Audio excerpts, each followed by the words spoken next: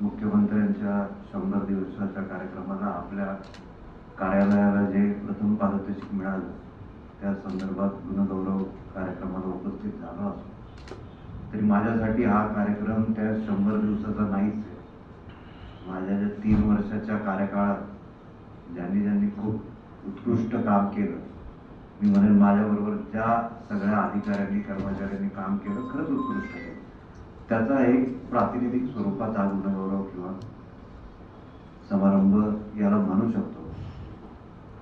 मी माझ्या प्रशासकीय कार्यकाळात जसं किरण म्हटला की माझे बरेच वरिष्ठ असे म्हणायचे की आता याला हे पद दिलं तर कशा प्रकारे काम करू शकेल.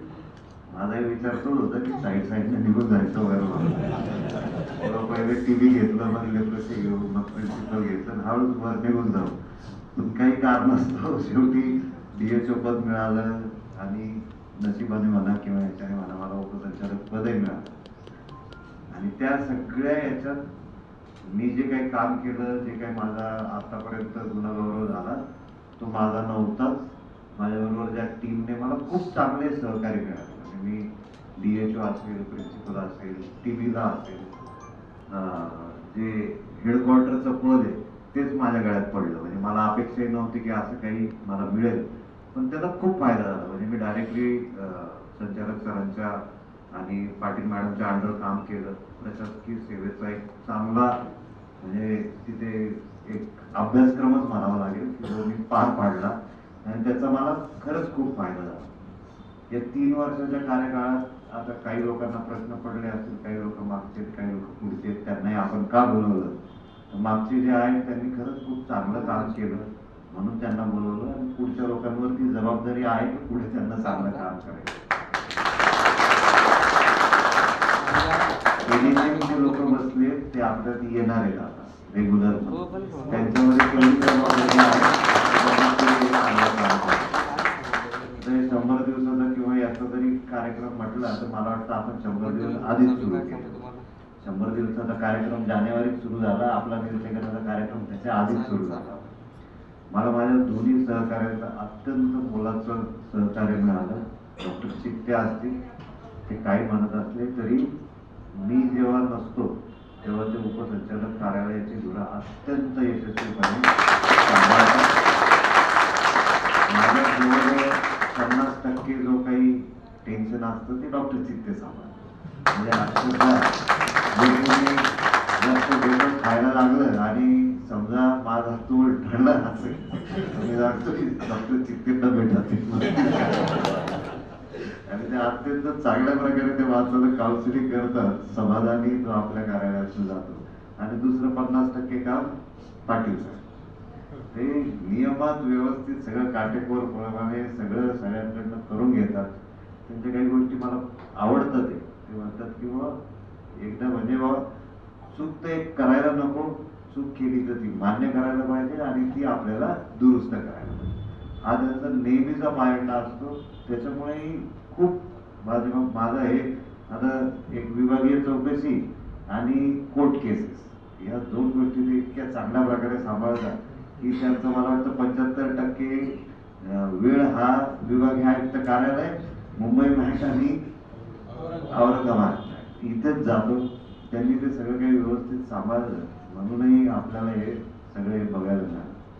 त्याच्याबरोबरच आमचे खदगावकर साहेब आहेत, त्यांनी मलेरिया म्हणजे एक प्रकारे वेगळा जागीरदारी होती ती, पण नंतर आपल्या याच्यात आल्यानंतर त्यांनी खूप चांगल्या प्रकारे लाभ वगैरे, सागर पण त्याच्यामध्ये इन्व्हॉल्व आहे की त्यांनी एक विशिष्ट टाइमलाईन मध्ये या सगळ्या गोष्टी करून दिल्या.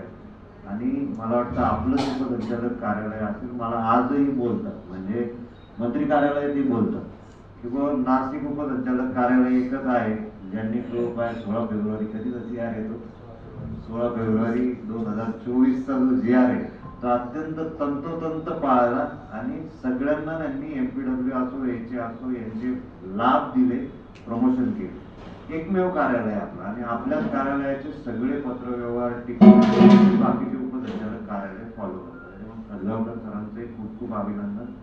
आमच्या याच्यावर दोघं जे बसले गायकवाड मॅडम आणि मुल्लासर यांचं विशेष योगदान आहे की ते आपली जी भरती प्रक्रिया झाली त्या भरती प्रक्रियेमध्ये त्यांनी अत्यंत काटेकोरप्रमाणे कोणतीही, दोघंही क्लिनिशियन आहेत पण ऍडमिनिस्ट्रेशन मध्ये त्यांचा खरंच हात खंड आहे.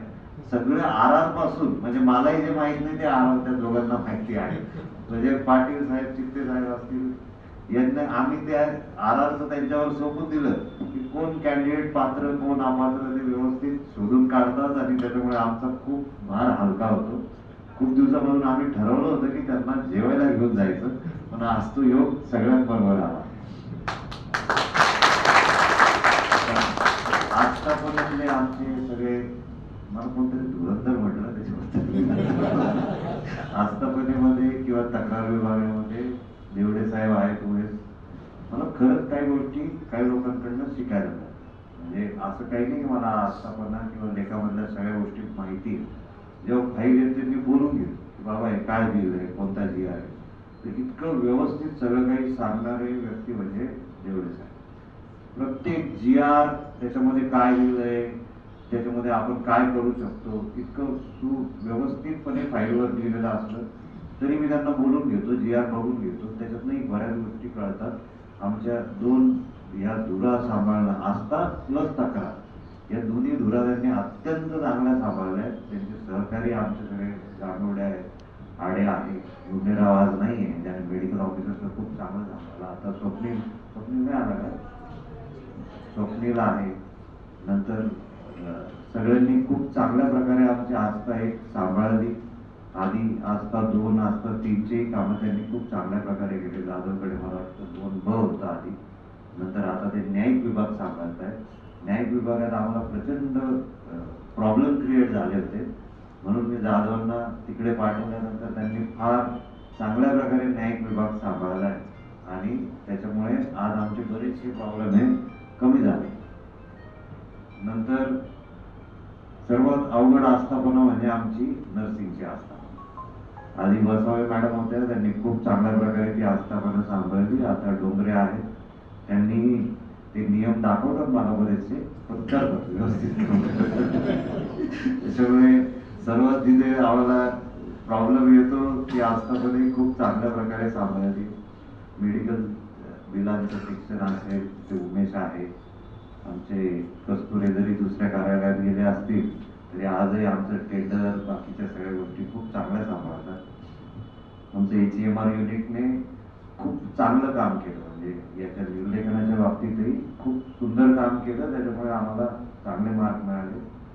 आमच्या नियोजन विभागाच्या तायडे मॅडम, कधी कधी तुमच्या ऐवजी मी साधना तायडेंनाच मेसेज म्हणजे होतं असं कधी कधी. आता म्हणजे मागच्या त्याची हे होती की मी तुम्हाला म्हटलं, मी तुम्हाला व्हॉट्सअप केलं, तुम्ही म्हटलं मला आलं नाही, म्हणून म्हटलं असं कसं होईल. मी परत चेक केलं तर तायडे मॅडमला गेलं. कधी कधी त्या निमित्ताने तायडे मॅडम मला फोनही करतात, तुम्ही काय पाठवलं.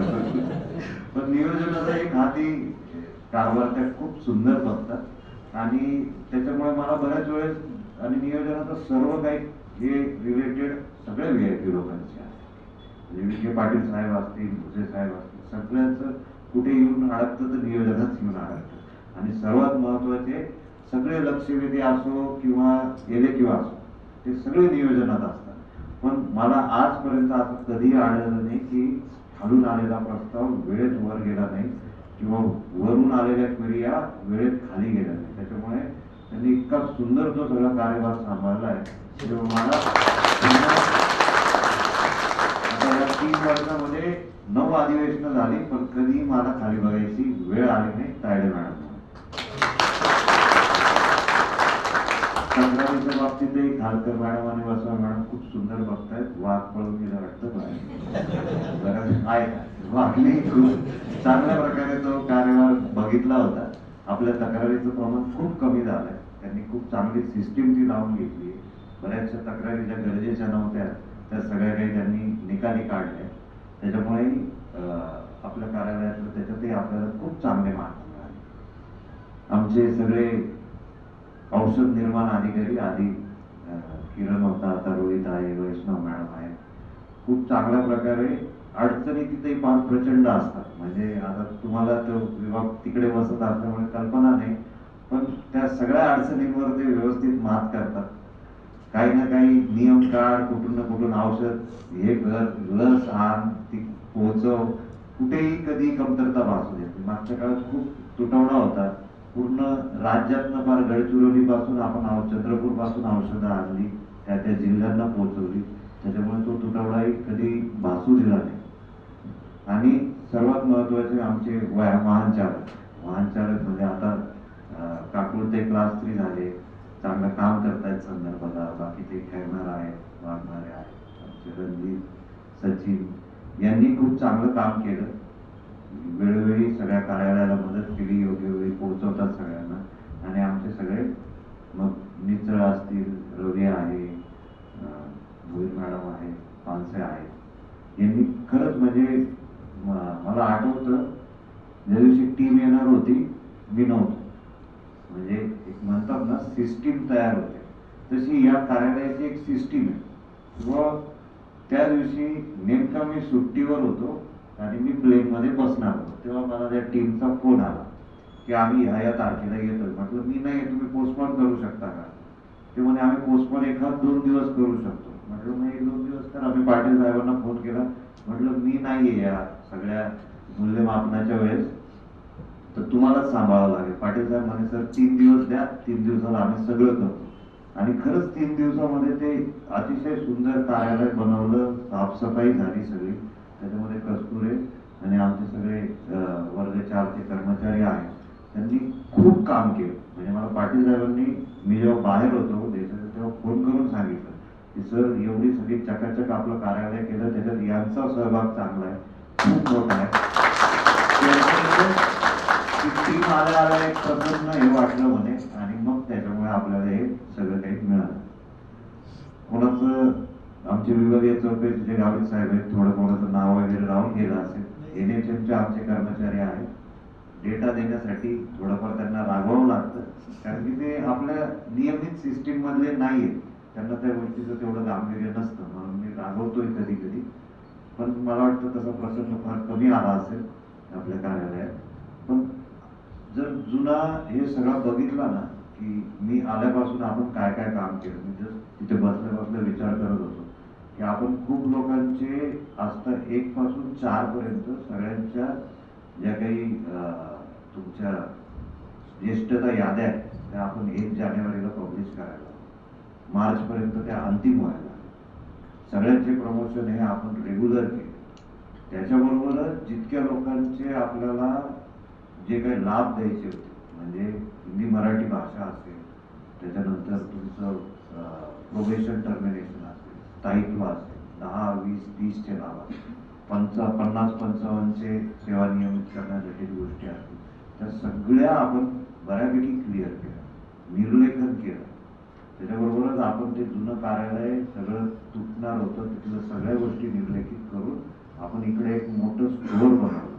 त्याच्यानंतर आपल्या कार्यालयाच्या वरच आपण एक परत मोठं कस्तुरेंच्या याच्याने आपल्याला चांगले सगळे कागदपत्र ठेवता येईल असं स्टोअर रूम बनवलं. मला वाटतं आस्था आणि लेखाचे दोन्ही कार्यालय आपण चांगल्या प्रकारे रिन्युएट केले. पाटील साहेबांचं कार्यालय आपण व्यवस्थित रिन्युएट केलं. खालचं फक्त बाकी आहे, त्याचे आपले प्रयत्न चालू आहेत. स्टेनोचं कार्यालय रिन्युएट करण्याचा प्रयत्न चालू आहे. छोटंसंच कार्यालय आहे आपलं, पण आहे प्रयत्न की सगळ्यांना चांगल्या गोष्टी मिळाल्या पाहिजेत. भविष्यामध्ये प्रयत्न हा पण आहे की आपल्याला एक मोठी जागा मिळावी. म्हणजे प्रयत्न याच्यासाठी चालू आहेत की बाबा पुढे मागे कोणी अधिकारी असतील, कर्मचारी असतील, त्यांना एक चांगलं एक ॲटमॉस्फिअर मिळावं का त्यांनी खूप चांगलं काम करावं. मेरीला आपल्याला एक जागा मिळते 1 एकरची, तिथे प्रयत्न आहे की आपलं कार्यालय ADHS malaria, DMO filaria, ADHS leprosy, DTO, HEMR unit, त्याच्यानंतर आपलं कार्यशाळा, आपलं स्वतःचं ड्रग स्टोअर, वॅक्सिनेशन स्टोअर, हे सगळं काही तिकडे शिफ्ट करण्याचे प्रयत्न आहेत. आता पाटील साहेब म्हटले की बाबा पुढे काय याच्यात हे द्यावं त्यांनी मुंबई कार्यालय. मी मुंबई कार्यालयाला जरी गेलो तरी माझी जी हे नाळ उपसंचालक कार्यालयाची जुळली आहे, त्यासाठी मी नेहमीच प्रयत्न करत राहील की उपसंचालक कार्यालय नाशिक एक चांगली वास्तू, चांगल्या काम करण्यासाठी. या सगळ्या 3-3.5 वर्षामध्ये प्रयत्न केला की सगळ्यांना न्याय मिळावा, सगळ्यांना. म्हणजे आपण शेवटी विभागीय कार्यालय आहोत, आपल्याकडे लोक अपेक्षेने येतात. जितके लोक आले 50% तरी लोकांना आपण न्याय मिळवून देण्याचा प्रयत्न केला. आणि माझं म्हणजे मी सगळ्यांचे आभार मानेन किंवा माझी एक सवय आहे, माझं म्हटलं काँग्रेस की सर सह्या करतात. मी सह्या करतो कारण की माझ्या सगळ्या कर्मचाऱ्यांवर विश्वास आहे की माझ्याकडनं कोणीही चुकीची गोष्ट कधीही करून घेणार. म्हणजे फार कमी वेळेत मला लोकांना बोलवावं लागतं आणि बाबा ही कसली सही तू घेतोय म्हणून विचारावं. म्हणजे सर्व अधिकारी कर्मचारी इतके प्रामाणिकपणे काम करतात की त्यांच्या सह्या असल्या की मी डोळे झाकपणे सह्या करून देतो. त्याच्यामुळे तुमचंही सगळ्यांचं मी आभारी आहे की पूर्ण या 3.5 वर्षात कोणतीही आपल्या कार्यालयामध्ये कॉन्ट्रावर्सी निर्माण नाही झाली की हे पत्रकार निघालं हे. कारण की याच्यात कोणत्याही कर्मचाऱ्याचा किंवा अधिकाऱ्याचा स्वार्थ नव्हता. त्यांनी कोणत्याही स्वतःच्या स्वार्थासाठी कोणतंही काम केलं नाही, म्हणून त्याचं फलित म्हणून आपल्याला हा पुरस्कार मिळाला. याचबरोबर आपली पुढची हे पण आहे की पाटील साहेब म्हटले की लाटा येत राहतात, आपल्याकडे एवढे अभियान येतात, टेक्निकली बिझी असतात आणि कार्यालयीन कर्मचारी खूप बिझी असतात. पण एक सिस्टीम आपल्याकडे लागली आहे, त्याच्यामुळे आता थोडासा भार कमी होतोय. पण आपल्यावर आता ही पण जबाबदारी आहे की आपल्याला पहिला पुरस्कार मिळाला आहे, तर पुढेही भविष्यामध्ये नाशिक उपसंचालक कार्यालयाकडनं राज्यस्तरावरनं खूप अपेक्षा असणार की त्यांनी खूप चांगलं काम करावं. त्याच्यामुळे आपल्याला ती त्यांची जी काही अपेक्षा आहे ती पूर्ण करण्यासाठी खरंच चांगलं काम हे करून दाखवावं लागणार. आता मी जास्त वेळ घेत नाही. हा घरगुतीच कार्यक्रम होता, हा फक्त निमित्त होता हा पुरस्कार आपल्याला मिळावा. मला पुरस्कारांचा किंवा मग ते स्टेजवर जाऊन ते घेण्याचा प्रचंड तिटकार आहे. मी बरेचसे कार्यक्रमही अवॉइड करतो, मी जात नाही कार्यक्रमांना, कारण की तिथे जायचं ते बोलायचं म्हटलं का मला कंटाळा येतो. पण आज माझंच कुटुंब सगळं असल्यामुळे मला वाटतं मी सर्वात जास्त आतापर्यंत कोणत्या कार्यक्रमात बोललो असेल तर तो हा कार्यक्रम आहे. तर मला एक वाटलं की शेवटी ती याची थाप जी असते, जसं मला माझ्या नावाने सर्टिफिकेट मिळालं, मुख्यमंत्र्यांच्या सहीने मिळालं. म्हणजे माझ्याकडे जर ती पॉवर असती तर तुम्हाला सगळ्यांनाही मुख्यमंत्र्यांच्या सहीने सर्टिफिकेट आणण्याचा प्रयत्न केला असता. पण जेव्हा ते सर्टिफिकेट आपल्या हातात येतं तेव्हा म्हणजे आतापर्यंत आलेले जे काही कोविड काळामध्ये एक चांगलं काम केलं म्हणून तेव्हाचे जे आरोग्यमंत्री होते, लसीकरणामध्ये नाशिक जिल्ह्याचा पहिला नंबर आला होता म्हणून टोपे साहेबांच्या हस्ते सर्टिफिकेट मिळालं होतं. दुसरं आता हे मिळालं. तिसरं जे प्रशासकीय कामकाजामध्ये जे त्यांचं चांगलं काम असतं त्याच्यामध्ये त्यांनी यशवंतराव प्रतिष्ठानचा जो देव मामलेदार पुरस्कार आहे तोही मला मिळाला. पण त्याच्यातही माझ्या सगळ्या जी टीम आहे, आतापर्यंत TV मध्ये काम केलं, मी प्रशिक्षणामध्ये प्राचार्य म्हणून काम केलं, त्याच्याबरोबरच मी DHO म्हणून काम केलं, आता उपसंचालक. मला आतापर्यंत ज्या टीम लागल्या त्यांनी मला खूप चांगलं सहकार्य केलं, म्हणून मला ते प्रशासनातलं एक राज्यस्तरीय पुरस्कार मिळाला. त्याच्यातही मी म्हणेन की याच्यात सगळ्यांचा माझ्या आतापर्यंत काम केलेल्या सर्व सहकारी कर्मचाऱ्यांचाच वाटा आहे. आणि अजून आता एक आपल्या वनी येथे ICMRचं एक MREश्वरी म्हणून युनिट आहे, मॉडेल रुरल रिसर्च सेंटर म्हणून आहे. पूर्ण भारतामध्ये असे 38च युनिट आहे ICMRचे. आणि हे जे वनीचं युनिट आहे ते आपल्या उपसंचालक कार्यालयाच्या अंतर्गत येतं. त्या युनिटलाही ICMRचा म्हणजे केंद्र शासनाचा 38 युनिट मधून पहिला पुरस्कार मिळाला. त्याच्यातून आपल्या सगळ्या टेक्निकल स्टाफचं खूप चांगलं काम होतं. म्हणजे 3 पुरस्कार जाहीर झाले पूर्ण भारतात. एक वनीला मिळाला, दुसरा डहाणूला मिळाला, तिसरा त्रिचुरावल्लीला तमिळनाडूमध्ये मिळाला. म्हणजे हे जे काही पुरस्कार मिळाले त्याच्यानंतर खरंच असं वाटलं की आपण खरंच चांगलं काम केलं म्हणून हा पुरस्कार मिळाला. आणि त्याचबरोबर ज्या टीमने याच्यासाठी अथक प्रयत्न केले त्या टीमचाही यथोचित सत्कार व्हायला पाहिजे, म्हणून हा कार्यक्रम बऱ्याच दिवसापासून आम्हाला आयोजित करायचा होता. काही ना काही कारणामुळे मी नाही, चित्ते साहेब नाही, पाटील साहेब नाही, असं काही ना काही होत होतं. मागच्या शनिवारी आपण तो आयोजित केला होता, पण परत अजितदादांचा दुःखद घटना घडल्यामुळे आपण तो पोस्टपोन केला. पुन्हा एकदा तुमच्या सगळ्यांचं खूप खूप अभिनंदन. असंच चांगलं काम करत राहा. पुरस्कार आपल्याला मिळो न मिळो, पण आपल्याला जो काही शासनाने पद दिलं आहे, शासनामध्ये आपण काम करतोय, त्या पदाला, त्या कामाला आपण प्रामाणिक राहावं. आपल्याकडे येणाऱ्या लोकांना न्याय द्यावा. त्यांचे जे काही लाभ असतील ते यथोचित त्यांना द्यावे आणि याच्यासाठीच आपण अखंड काम करत राहू. तुम्ही जे लाभ किंवा जे काही काम करणार आहे त्याचाच परिपाक म्हणून ते लोक फील्डमध्ये काम करतील आणि ते रुग्णसेवेवर तेवढाच चांगला परिणाम होईल. आपण चांगल्या प्रकारे रुग्णसेवा देऊ शकू.